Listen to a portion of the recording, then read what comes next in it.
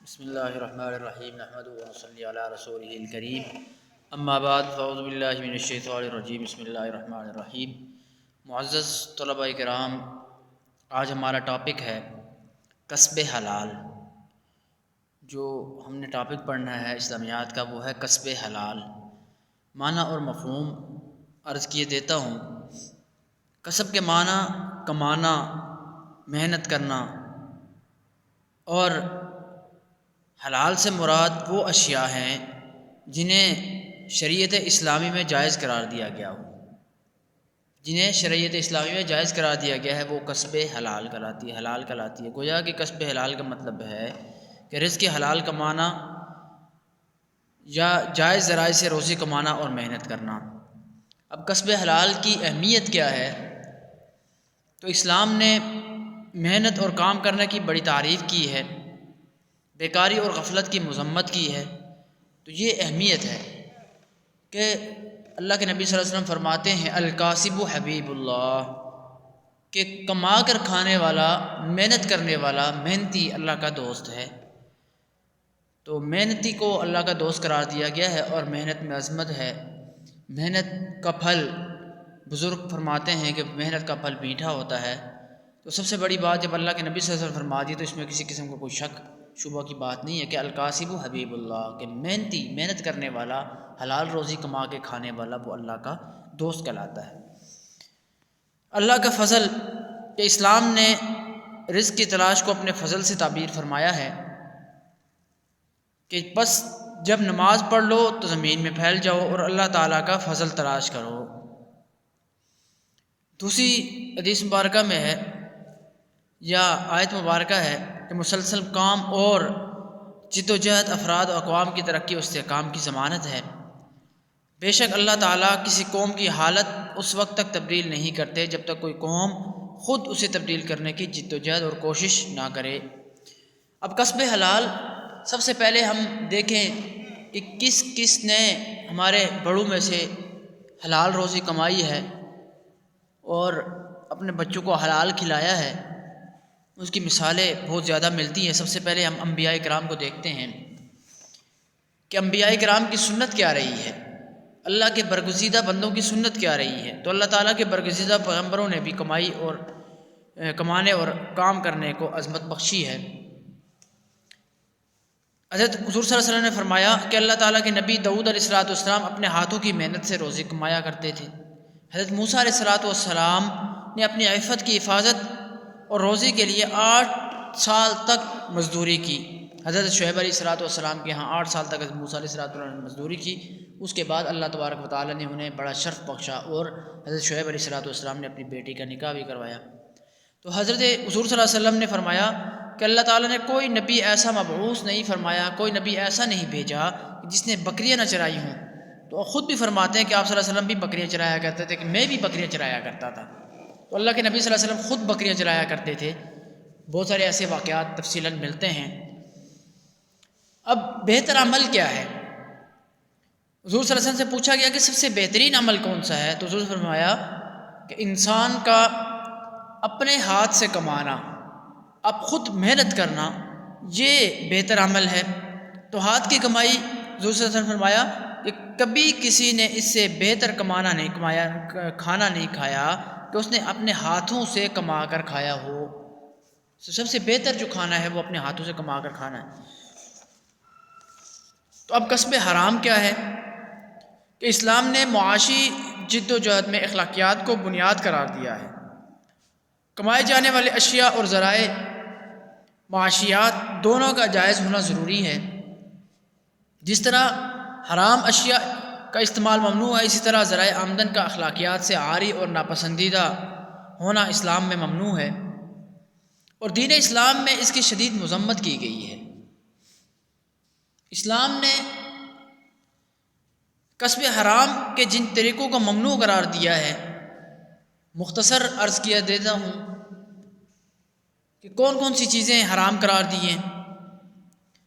کہ دوسروں کا مال ناجائز ذرائع سے ہتھیانا، ان میں کیا کیا ہے؟ رشوت ہے، کہ کوئی کسی کا کام آپ کے ذمہ پڑ گیا تو آپ نے ان سے پیسے لیے اور وہ کام کر دیا، پیسے لے کر بھائی اتنے پیسے لوں گا، یا آپ حضرات دیکھتے ہیں معاشرے میں کسی کا کوئی چلان ہو جائے تو چلان کی صورت آ جائے، ابھی چلان ہوتا نہیں ہے تو پہلے ہی ٹریفک والے کیا کرتے ہیں، اتنے پیسے دے تو چھوڑ دیں کہ تو وہ رشوت لینا ہے، پولیس والے کہیں پکڑ لیں تو پولیس اس سے بھی زیادہ پیسے وصول کر کے اس انسان کو چھوڑ دیتی ہے، ورنہ کہتے ہیں کیس ڈال دیں گے۔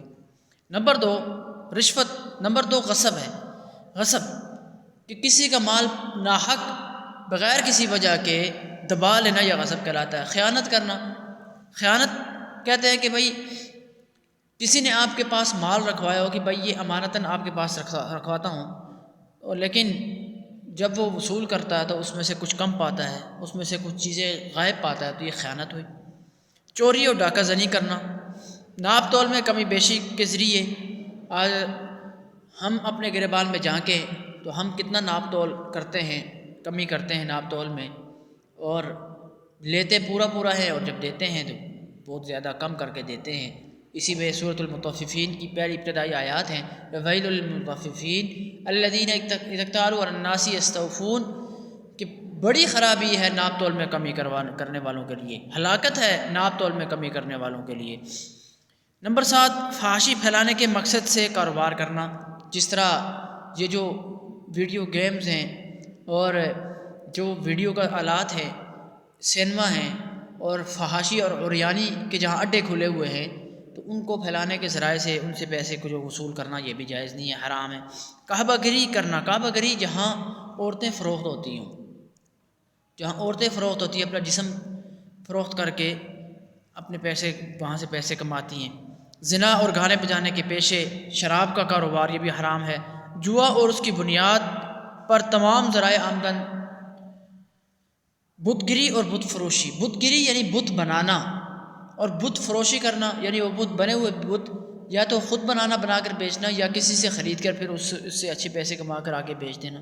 سودی کاروبار کرنا، سودی، یہ سب چیزیں حرام کی کمائی میں آتی ہیں۔ تو یہ سب سے پہلے آپ کا ٹاپک جو تھا کسب حلال کا، مختصر چیزیں آپ کے حضرات کے سامنے آ گئی ہیں۔ تو اس سے اگلا ٹاپک جو ہے وہ مسجد کا ہے۔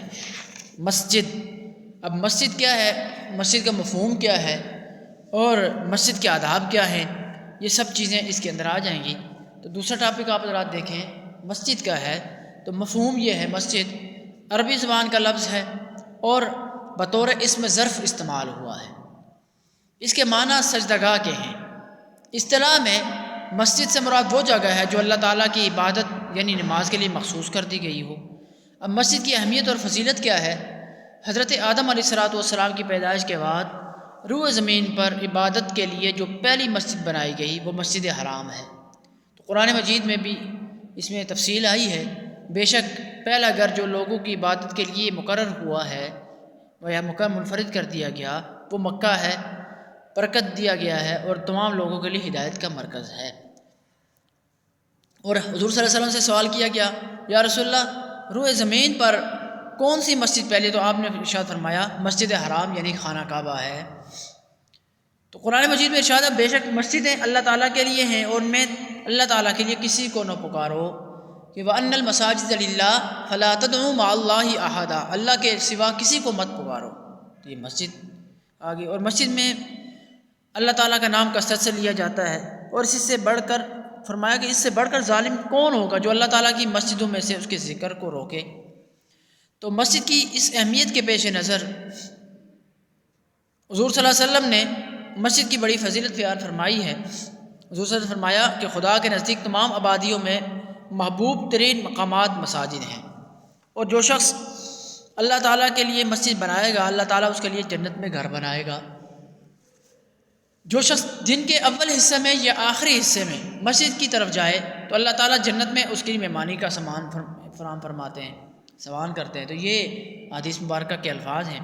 مطلب یہ کہ صبح کا جب وقت ہوتا ہے، فجر کا وقت، فجر کی نماز کا وقت، وہ بھی بڑا مشکل ہوتا ہے مسجد جانے کے لیے، اور رات کا وقت یعنی عشاء کی نماز کا وقت بھی بڑا مشکل ہوتا ہے۔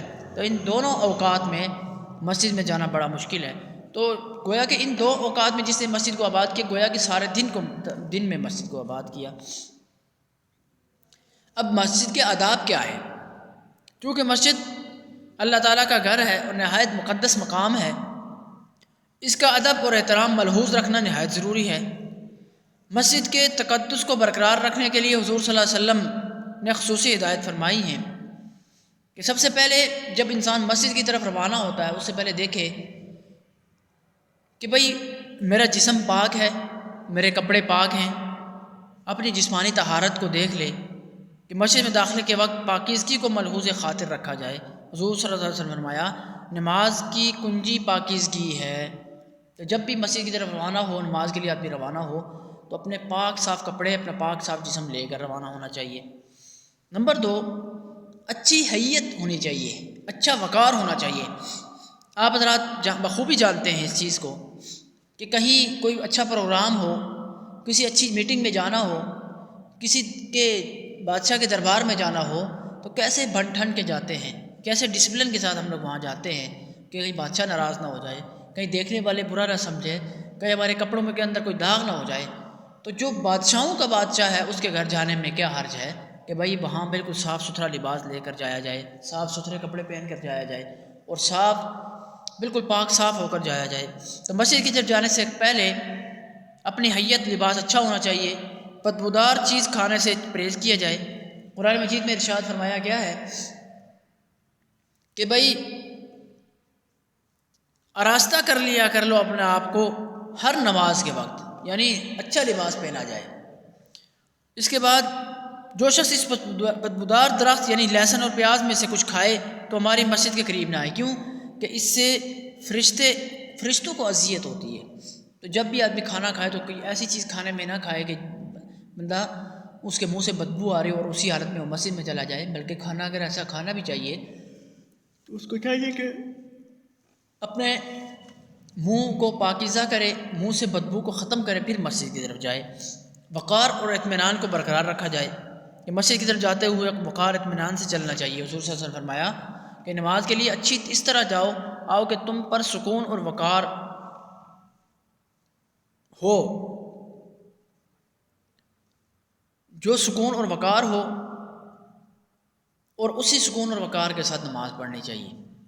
دنیاوی باتوں سے پرہیز کیا جائے، مسجد کے اندر لڑائی جھگڑے کی ممانعت ہے، لڑائی جھگڑا نہ کیا جائے، وہاں کسی کو جھڑکا نہ جائے کہ اس صف میں کھڑا ہو اس اگلی صف میں چلا جا، یہاں سے ادھر بھاگ جا، نہیں، بلکہ بالکل وقار اور اطمینان سے اور سکون سے خود بھی اپنا بھی وقار کو برقرار رکھا جائے اور دوسروں کی عزت اور اکرام اور تکریم بھی کی جائے۔ کیونکہ ایک روایت میں آتا ہے، اگرچہ اس کا حوالہ مجھے پتہ نہیں ہے، کہ مسجد کے اندر جب انسان دنیاوی باتیں اور لعب اور شور و شعب میں پڑا ہوتا ہے تو سب سے پہلے آ کے فرشتہ اعلان کرتا ہے کہ اسکت یا حبیب اللہ، کہ اللہ کے دوست خاموش ہو جا۔ تو اگر وہ بندہ خاموش ہو جاتا ہے تو ٹھیک، نہیں خاموش ہوتا تو اسکت، پھر فرشتہ اعلان کرتا ہے اسکت یا عدو اللہ، اے اللہ کے دشمن خاموش ہو جا۔ اگر تیسری دفعہ بھی بندہ خاموش نہیں ہوتا تو تیسری دفعہ باقی حتمی اعلان کر دیتا ہے فرشتہ کہ اسکت یا بغی اللہ، کہ اے اللہ کے باغی خاموش ہو جا۔ گویا کہ اللہ کے دین سے اور اللہ سے بغاوت کرنے والے شخص خاموش ہو جا۔ تجھے بتایا گیا کہ مسجد اللہ کا گھر ہے، یا اطمینان سے بیٹھا جائے۔ اب مسجد کی معاشرتی اہمیت کیا ہے کہ مسلمانوں کی طویل معاشرتی تمدنی زندگی میں مسجد کو درج ذیل حیثیتوں سے خاص حیثیت حاصل رہی ہے۔ سب سے پہلے کہ وہ مذہبی حیثیت، کہ مسجد میں دن میں 5 مرتبہ باجماعت نماز کا اہتمام ہوتا ہے۔ جمعہ اور اجتماعات ہوتے ہیں۔ اجتماع کی وجہ سے مسجد کو مسلمانوں میں ہمیشہ مذہبی لحاظ سے مرکزی حیثیت حاصل رہی ہے۔ قرآن و سنت میں اقامت نماز اور نماز جمعہ کی ادائیگی کے جو احکامات وارد ہوئے ہیں ان کے پیش نظر مسجد کی مذہبی حیثیت واضح ہو رہی ہے، ایک بات۔ دوسری بات یہ ہے کہ مسجد بطور تعلیمی اور ثقافتی مرکز ہے۔ آپ حضرات نے دیکھا ہوگا، شاید پڑھا ہوگا کہ بھئی صفہ اسلام کی سب سے پہلی درسگاہ ہے۔ اصحاب صفہ وہاں پڑھا کرتے تھے، چبوترا، وہ چھوٹا سا چبوترا بنایا تھا مسجد نبوی کی سین میں۔ تو مسجد ہی کے اندر تعلیمی اور ثقافتی چیزیں مہیا کی گئی ہیں کہ مسجد ہی کے اندر انسان آ کے شریعتی علم سیکھتا ہے۔ اسی وجہ سے مسجد کو تعلیمی سرگرمیوں کی حیثیت سے مسلم معاشرے میں ہمیشہ بلند مقام حاصل رہا ہے۔ اور نمبر 3، اخوت اور مساوات، کیونکہ مسجد میں جب انسان جاتا ہے تو تو اب آپ نے دیکھا ہوگا کہ مسجد کی پہلی صف میں چھوٹا بڑا بھی کھڑا ہوتا ہے، بڑا بھی کھڑا ہوتا ہے، امیر بھی کھڑا ہوتا ہے، غریب بھی کھڑا ہوتا ہے۔ اور اسی طرح آپ نے دیکھا ہوگا کہ کوئی لو طبقے کا، کوئی چھوٹے خاندان کا کھڑا ہوتا ہے، کوئی بڑے خاندان کا کھڑا ہوتا ہے، حاکم بھی کھڑا ہوتا ہے، محکوم بھی کھڑا ہوتا ہے۔ تو اب سارے وہاں امتیازات مٹ جاتے ہیں کہ یہ نہیں ہے کہ جہاں حاکم کھڑا ہو تو وہاں محکوم نہ کھڑا ہو، جہاں بادشاہ کھڑا ہو تو وہاں رعایا نہیں کھڑی ہو سکتی۔ نہیں، مسجد نے یہ سب چیزیں مٹا دی ہیں، اخوت اور مساوات کا درس دیا ہے۔ یہ گویا کہ اللہ کے سامنے تم اخوت اور مساوات قائم کرو اور باہر میں بھی جا کے قائم کرو۔ اور اس کے بعد باہمی تعاون ہے کہ کوئی بھی معاشرہ باہمی تعاون کے بغیر استحکام حاصل نہیں کر سکتا۔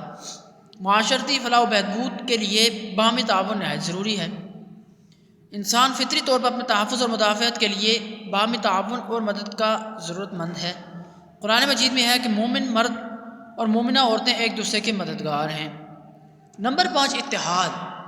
اصل چیز تو اتحاد کی ہے۔ قرآن مجید میں بھی اس کی بار بار تاکید فرمائی گئی ہے، وَاعْتَصِمُوا بِحَبْلِ اللَّهِ جَمِيعًا وَلَا تَفَرَّقُوا، وَاعْتَصِمُوا بِحَبْلِ اللَّهِ، کہ مضبوطی سے پکڑے رکھو اللہ کی رسی کو، جمیعاً سب کے سب، وَلَا تَفَرَّقُوا، اور آپس میں جدائی نہ ڈالو، آپس میں تفرقہ بازی نہ ڈالو، جدائی نہ ڈالو۔ تو اسلام میں مسلم معاشرے کو ایک امارت سے تشبیہ دی گئی ہے۔ اسلام نے اس اتحاد کو برقرار رکھنے اور تفرقہ بازی سے منع فرمایا ہے۔ تو قرآن مجید میں ارشاد ہے، اور اللہ تعالیٰ کی رسی کو مل کر مضبوطی سے تھامے رہو اور باہم تفرقہ نہ ڈالو۔ تو حضور صلی اللہ علیہ وسلم نے ارشاد فرمایا، جماعت کے ساتھ مضبوطی سے وابستہ رہو، تفرقہ سے بچو۔ تو مسجد اس تعلیم کی عملی دستگاہ ہے۔ مسجد امام کے پیچھے یا باجماعت نماز کی ادائیگی کی عبادت کی وجہ سے افراد معاشرہ میں اتحاد اور یگانگت کے جذبات پروان چڑھتے ہیں۔